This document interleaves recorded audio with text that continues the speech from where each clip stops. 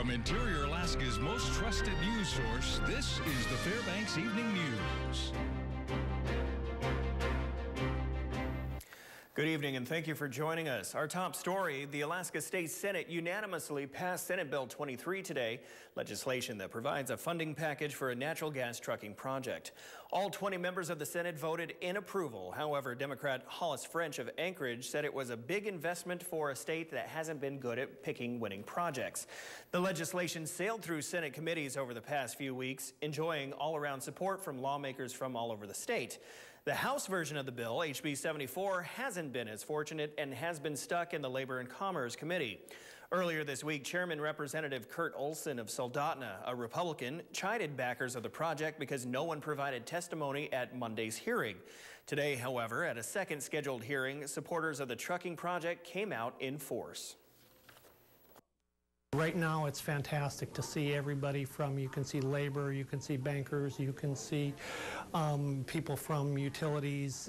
Everybody in the community has clearly come out, and the chairperson of the committee mentioned the phone and emails have rung off the hook all day, so they understand that Fairbanks is speaking out. You know, energy affects us all. I think energy also affects the decisions that are being made by the Department of Defense, you know, when they size up Fort Wainwright and Eielson Air Force Base. So it's really all-encompassing. It is the #1 issue that we have to deal with here in the interior, and it's an Alaska issue. Citing concerns about dwindling federal funding and state oil revenue, the House Finance Committee has refused to reinstate many of the millions of dollars in cuts its subcommittees made to Governor Sean Parnell's proposed operating budget.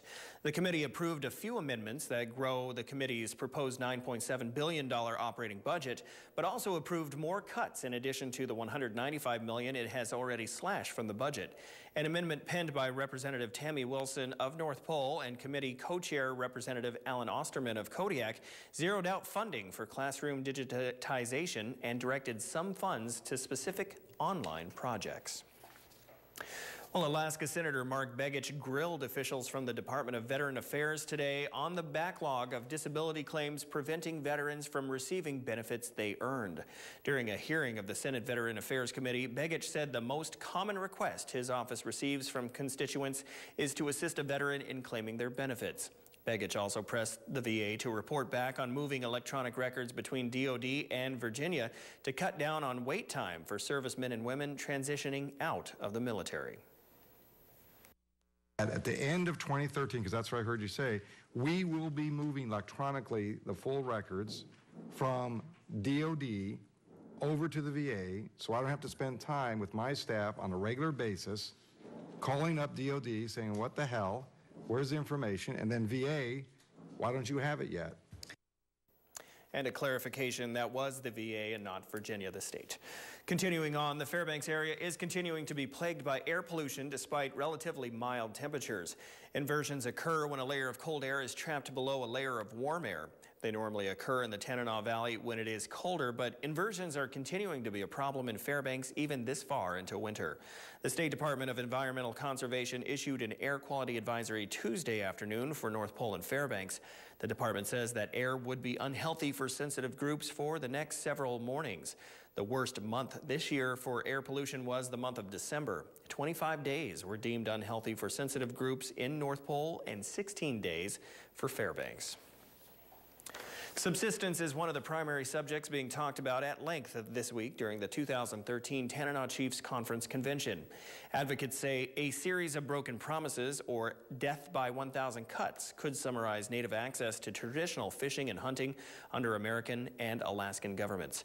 The issue of subsistence has become more of a sore subject in light of various state and federal laws that many say have regulated Indians and Eskimos since Alaska's territorial days.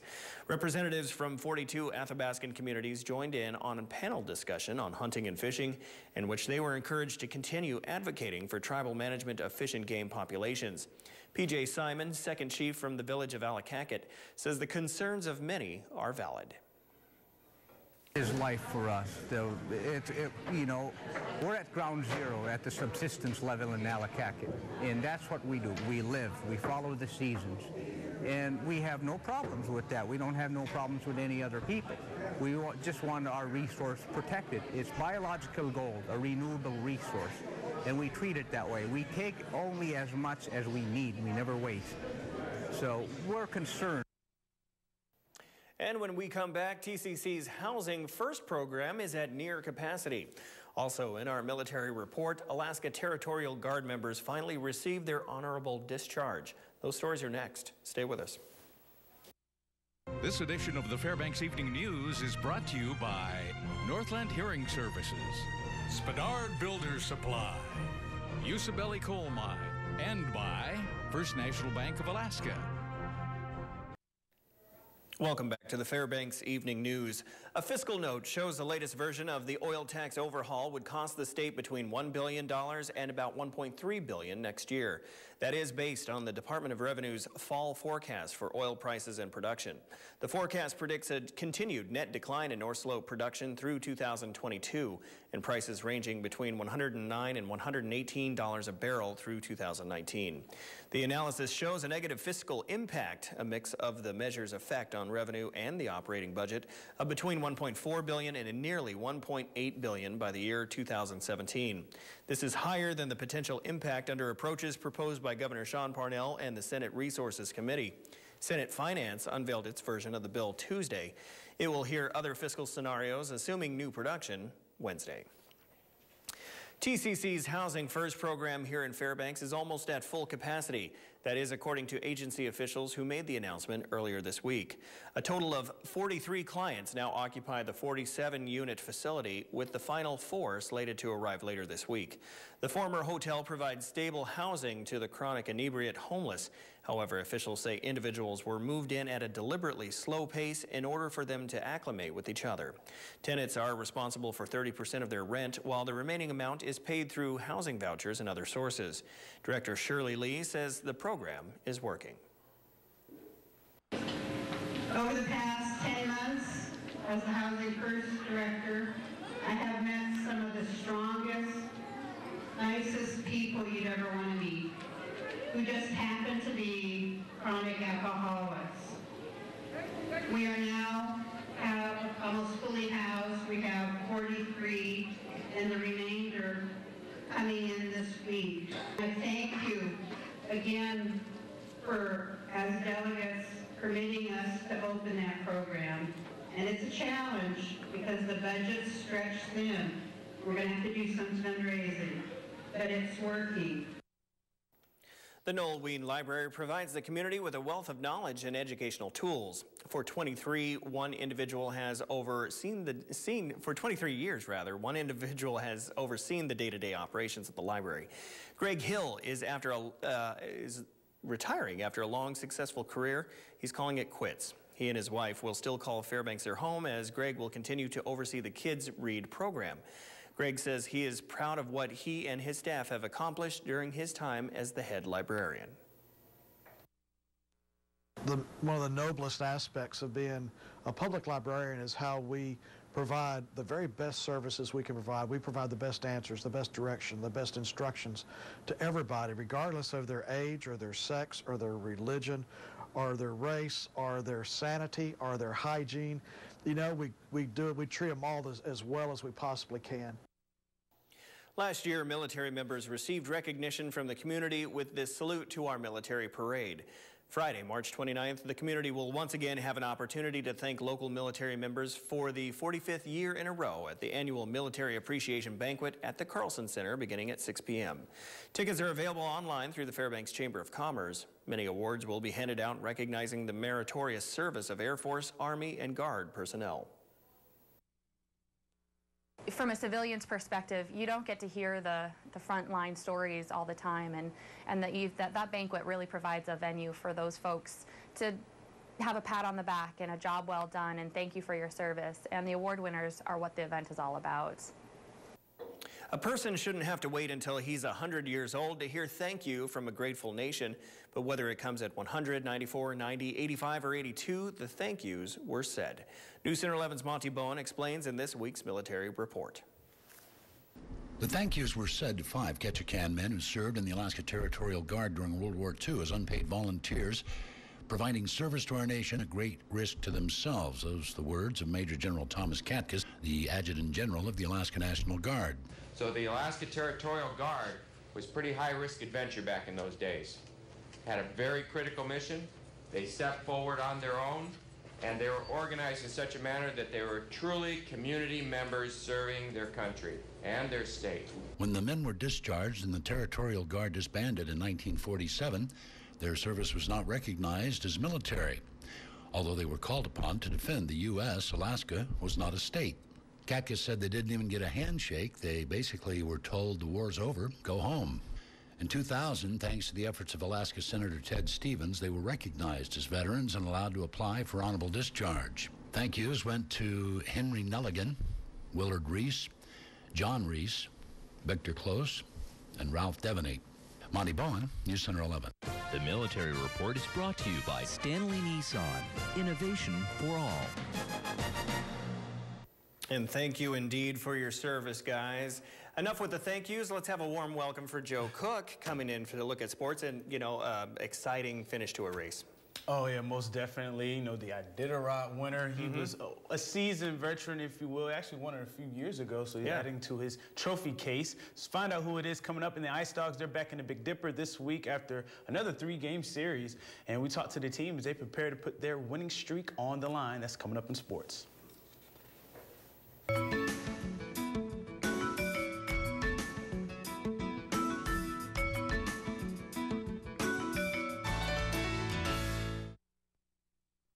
Brought to you by the Law Office of Rita T. Alley. Peace of mind through professional legal services.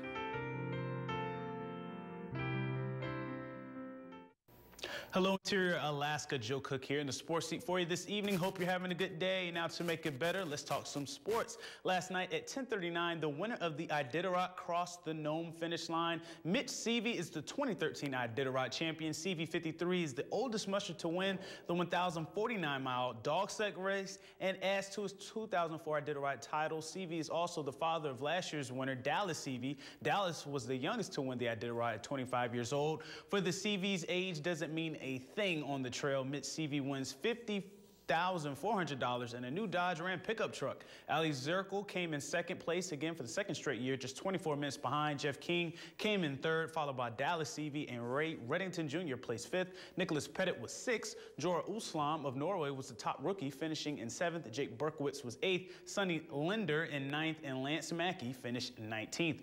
And just like the promising young skiers up on Birch Hill going down the slopes in the Junior National Cross Country Ski Championships, a couple of our top rifle athletes will be going to the National Junior Olympic Championships in Colorado Springs next month. 4 junior Olympians will be representing Alaska, and 3 are from Lathrop High School. The trio is senior Casey Barnes, sophomores J.T. Sneering, and Connor Gillum.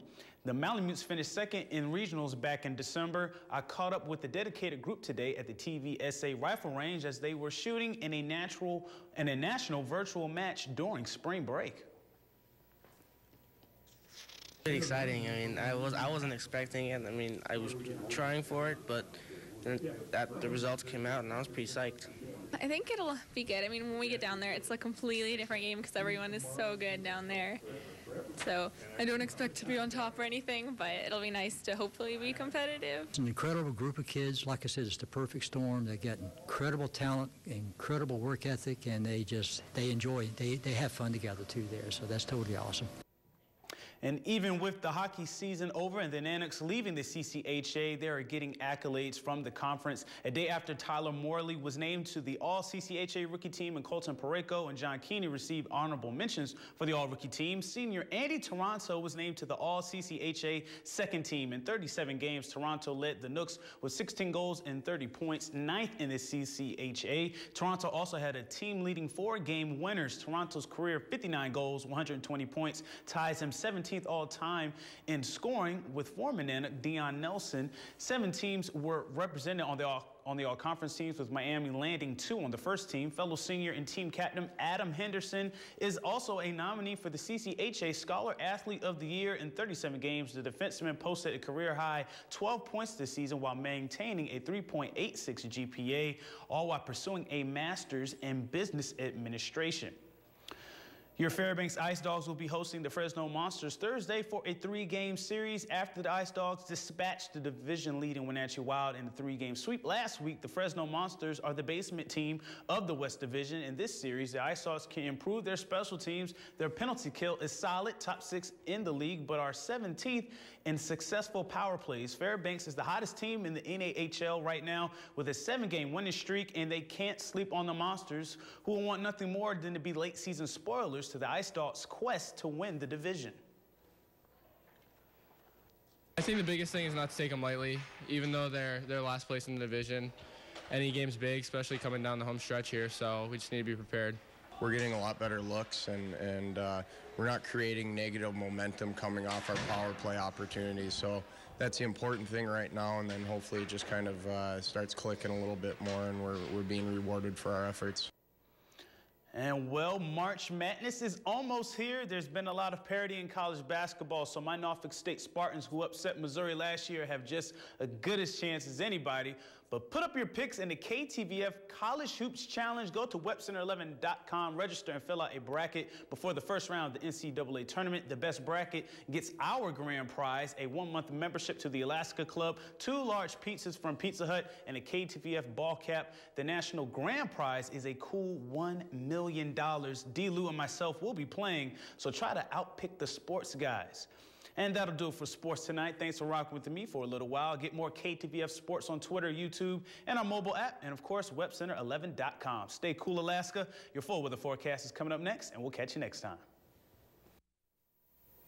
Well, I'll tell you what, Joe, Mike always picks the perfect time to actually take a day off. I know, right? And if you've been outside today, you've seen the wind just howling. Yeah, it was pretty rough out there. Yeah, it was, and it just brings that Arctic chill right to you, through your bones, so to speak. I'm glad it's not, 52 below. Well, that's true. That is true. The problem is the winds are going to continue through the overnight and then may decrease tomorrow and beyond that. But for tonight, we got to deal with some wind. Let's go ahead first and take a look at your almanac for the day. As you can see, our normal high is 23 above, normal low -6. Our record high for this day was set in 1926, 45 degrees. Record low, Joe, -56, set in 1911. Well, that was over 100 years ago. Daylight was at sunrise, 8:16 a.m. Sunset will occur around 7:48 p.m., giving us 11 hours, 32 minutes. That's a pickup of 7 minutes over yesterday. Taking a look around the state, Barrow with some cold numbers reporting in, 11 below for them. In the interior here, Fort Yukon, Fairbanks, well, we're just a little under average for this time of year, but really nice on the west coast. Beautiful sunny skies through Nome, Bethel. And then Cold Bay, that's when the clouds pick up. Taking a look to the west side, the only overcast is we're pretty much Juneau and Ketchikan on the panhandle there. They're seeing some overcast conditions, but warm weather for them, so that's good.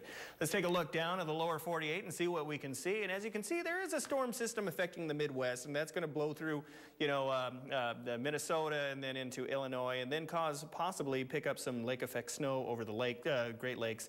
Other than that, beautiful on the west coast, moderate conditions, and through the southern portions of the state, not too terrible. We'll take a look further, though, and see what we can see. Yes, that snow system right there will soon affect the northeastern states, as you can see. And then right behind it, another snowstorm or system, what we want to call, picking up from there. So we'll see what happens. As you can see, the jet stream relatively flat and calm, but it's just pushing that snowstorm further east.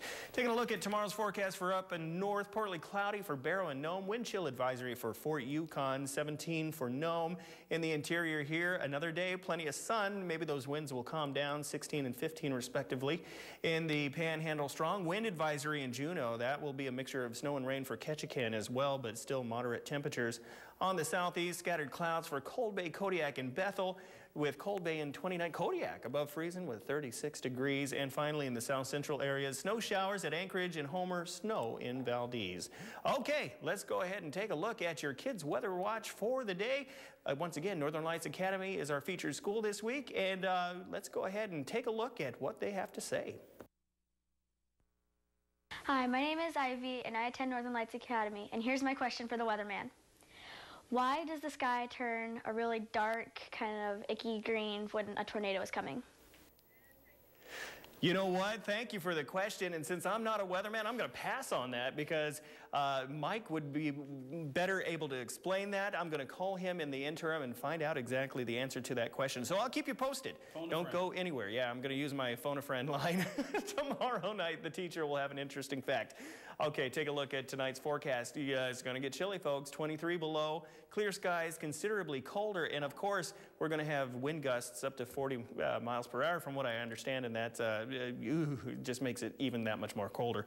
Tomorrow, 6 degrees above for a high. Another sunny day, though, for your wintertime activities. And taking a look at our extended 5-day, look, hardly any change. We're kind of in this rut right now. Wow. And maybe by the beginning of, or the middle of next week, we'll start seeing temperatures back into the 20s. But for now, Joe, this is what we got. And it's actually perfect in being somebody who's seen the Open North American, which is happening this weekend. Yeah. It's perfect temperatures for the dogs because they don't want it too warm, otherwise the field gets slushy, and of course the dogs overheat. So yeah, don't want that. Yeah. Open North America is going to be great. A lot of big sports events going on this weekend, so it's going to be good. Okay, very good. Well, that is going to do it. That will wrap up this edition of the Fairbanks Evening News. As always, we are glad you could join us. Tonight on NBC Nightly News, full coverage of the election of Pope Francis I.